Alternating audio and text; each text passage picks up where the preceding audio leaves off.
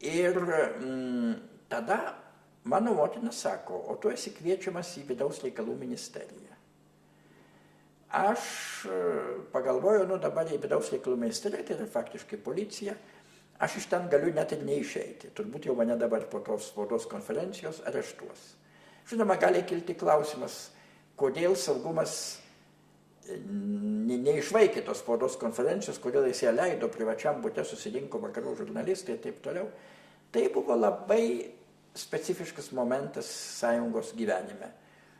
Buvo šiek tiek su vakarais flirtuojama ir kai kurie dalykai buvo leidžiami, taip sakant, po to jau buvo jie, po to būdavo represijos, bet kai ką būdavo galima padaryti ir ne iš karto susilaukti represijų. Tie dalykai keitėsi čia, bet tuo metu buvo tokia ypatinga atmosfera visame krašte. Tai buvo Brežnevo vėlyvasis laikotarpis. Na ir disidentai kai ką sugebėdavo tada daryti viešai, kaip mes tada ir padarėme. Na ir aš nuėjau į tą vidaus reikalų ministeriją. Ten sėdi vidaus reikalų ministras tuometinis Lietuvos.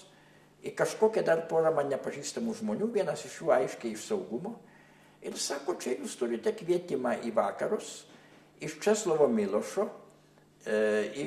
skaityti kursą Berklio universitete. Jūs galite ten važiuoti. Kodėl nevažiuojate? Berklio universitetas yra Kalifornijoje, tai yra San Francisco priemiestyje. Ten Milošas dirbo slavistikos katedroje tuo metu. Aš sakau, kaip aš važiuosiu, aš neturiu užsienio paso, neturiu vizos išvažiuojamosios ir nežinau, kaip tą gauti.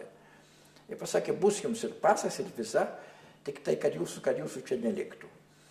Aš sakau, atleiskit, man reikia pasitarti su šeima ir su bičiuliais. Pasakė, duodam jums 2 savaitės tartis. Po to jau, taip sakant, arba važiuojate, arba kaltinkite pats save, jeigu neišvažiuosite. Bet taip viskas labai mandagiai, bet panašiai kaip savo metu Brodskiui. Na, man tai žinoma, važiuoti į vakarus, tai kaip pasakėčiau,